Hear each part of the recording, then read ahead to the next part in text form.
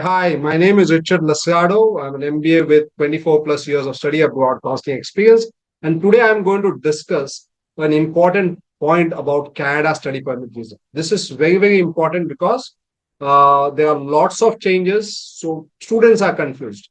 There are lots of videos available, but there is no proper clarity. So I thought, let me bring out this video. And if you like this video, then do like, share, and subscribe to others. Also, put your questions in the comment box and I'll try to answer all those questions. Okay. Now, one more thing, lot of negativity, right? Like Canada is not doing good. You cannot apply to Canada. The reason why this news is negative is because Canada has become strict. Now, student cannot apply. So, a lot of negative news. Canada has still good.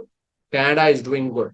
If you see, Canada's education is still the best quality education. It is ranked as one of the top ranked quality. It has high quality education. It has good top universities. You can look at the ranking of these universities. They offer world class education. So the education has not changed. The rules have changed, because of which suddenly basically people are thinking differently. Okay, it still offers basically postgraduate work permit. Still offers, but it has aligned with the program in demand, taking the long term perspective. What are the program jobs available in the long term? So they have selected programs in demand. Okay. But this program in demand is not applicable for students who are applying for degree programs, whether it is bachelor's, master's, or doctorate. It is only applicable for diploma programs. Whether you're applying for post-secondary diploma, that is after your 12th, or whether you're applying for postgraduate diploma after your bachelor's. Right? Canada is still the potential pathway to permanent residence. It is one of the fastest country to give you permanent residence. Right?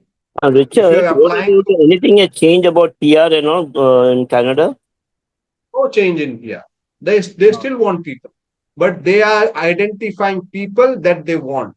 They are not saying all are invited. They are saying this is what we want. You apply to this particular program because we have jobs in this. And if you apply, we give you a work permit, you will get PR easy.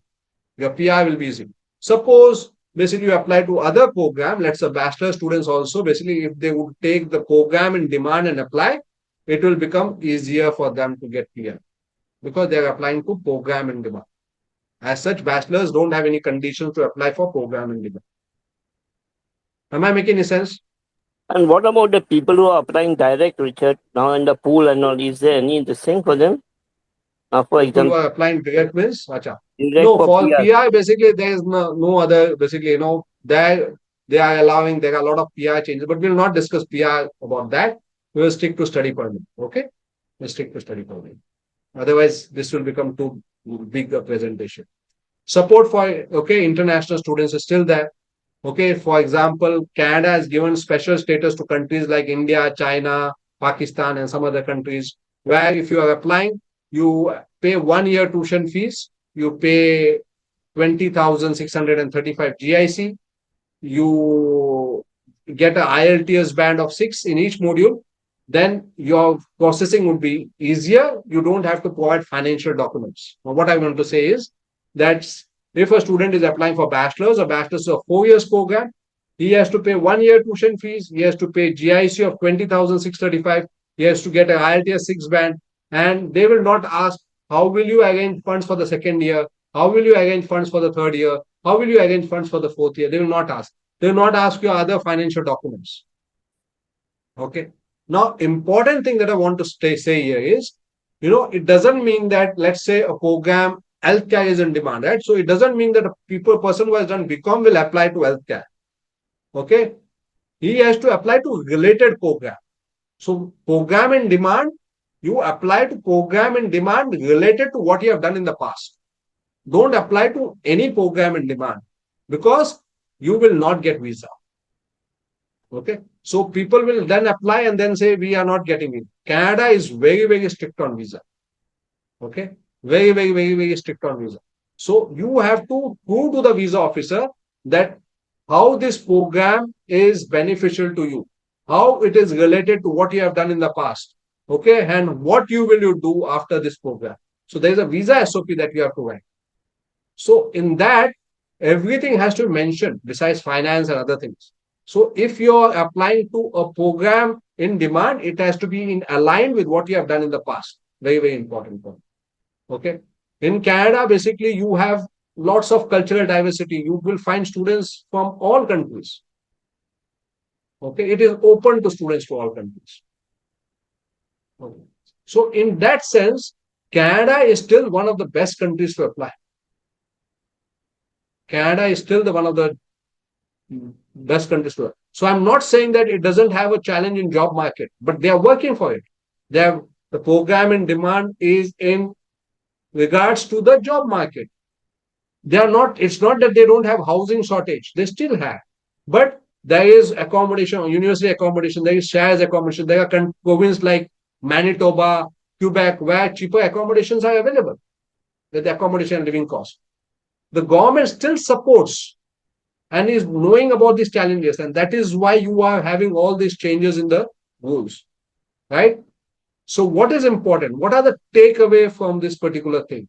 That if you are having all the documents in place, if you are basically applying, if you want to apply for, let's say, January intake, apply to your study permit visa before 31st of October 2024.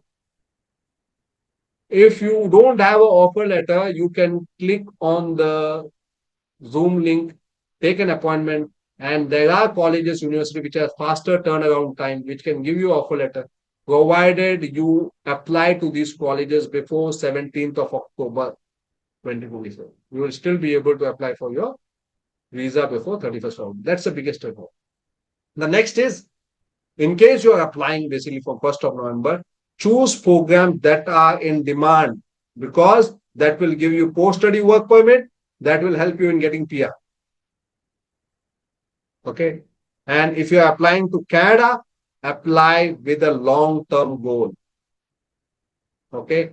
Apply to courses which are in demand because these courses will not only give you post-study work, but they will also give you PR easily. So these are the major takeaways for basically students who are applying. Any questions till here? So, Richard, this programs in demand means for this you will get the PR as well as the uh, student can go for the studies as well as PR. You said. Right. Otherwise, if they want their own suppose in other field, then There in are other 966 courses listed in okay Canada.ca. If you are selecting only anything outside this 966 courses, ah then probably you will have difficulty in getting post-study getting work permit. okay If you are applying for diploma programs, for degree program, the rules have not changed. Whether you are change applying for okay bachelor's, master's, MBA or doctorate, the rules have understood not yes changed. okay got it Okay. yeah So you will have problem in getting post-study work permit. You will also have problem in getting PR. got it yeah yes But yes first is basically work. So if you get work in Canada, your PI increases faster. Your PI can become faster.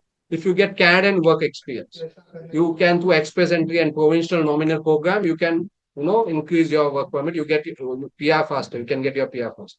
Am I clear?